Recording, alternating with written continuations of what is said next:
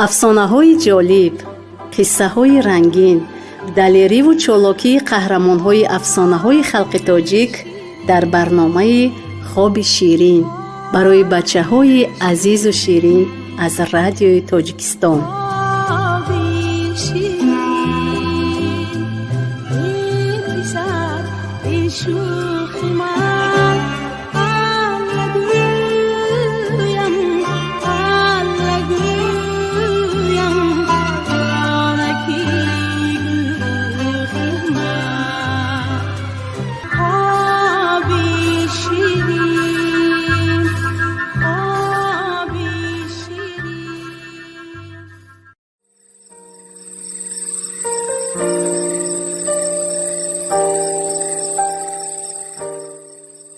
سلام نمیره‌های بیبی.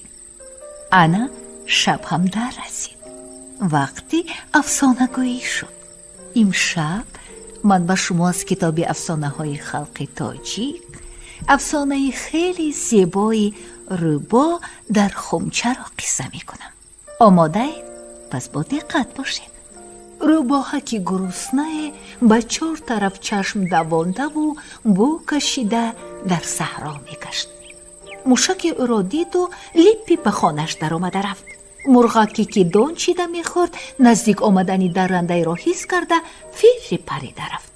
کلموش یک آن به چشمش نبود و غیب زد. نفهمیده ماند که فلاکت کجا شد. بیچاره روباه این سو و آن سو دوید و خزید. از آن جانورک هوشیار آثاری ندید. با درد آه کشیده خود به خود گفت: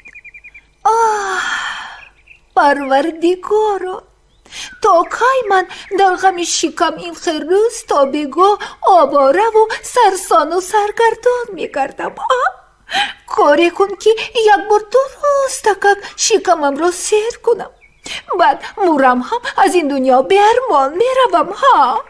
همین لحظه مردی را دیده ماند که داس و خلطه در دست به طرف گندمزار می رفت.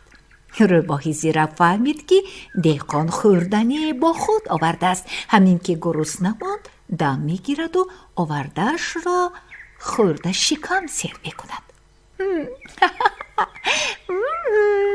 خدا آهی مرا شنید، گفت روبا از پس دهقان پاییده رفته.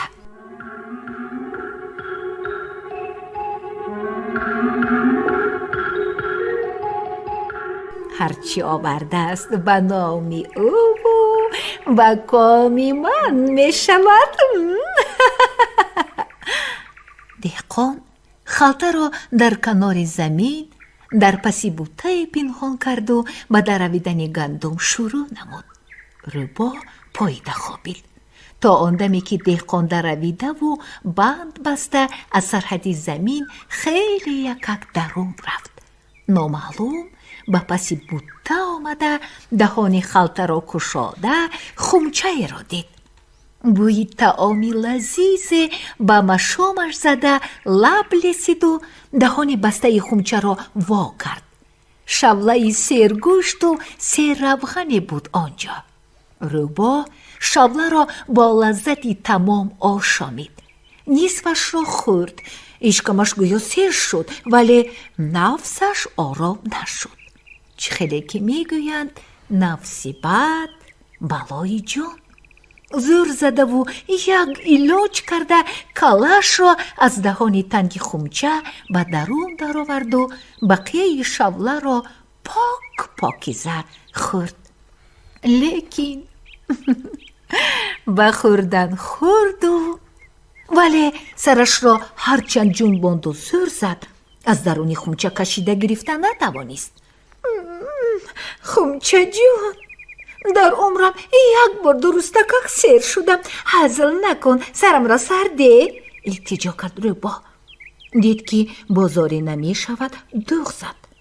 ای خومچه، اگر یک روی کنی و کلم را سر ندهی، انا آنجا دریا روان است. برده تو را غرق میکنم. آب میبرد و به سنگ میزند، تو پاره پاره میشوی. فهمیدی مرا؟ همین طور گفت و باز زور زد. لیکن بی نتیجه. روبا به غضب آمده палмосида ба тарафи дарьё равон шуд. ба лаби дарьё расида, сарашро хам карда ба об даровард. хумча пур аз обу вазнин шуда ӯро ба так кашид. мегӯянд ки рӯбоҳи бечора ҳоло ҳам аз таги об набаромадааст.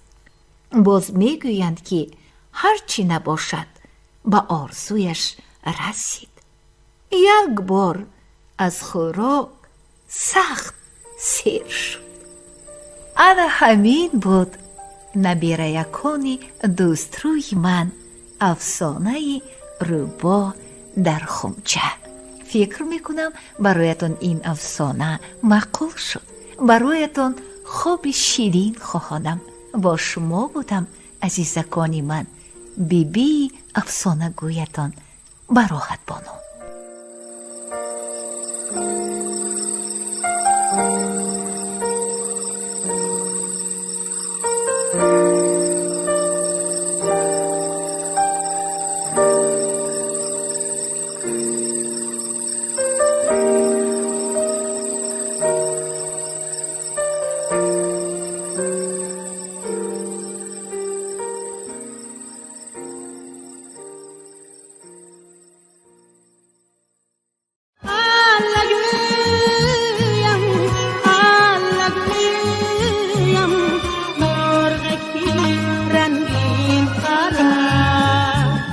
افسانه‌های جالب، قصه‌های رنگین، دلیری و چالاکی قهرمان‌های افسانه‌های خلق تاجیک در برنامه خواب شیرین برای بچه‌های عزیز و شیرین از رادیوی تاجیکستان. شیرین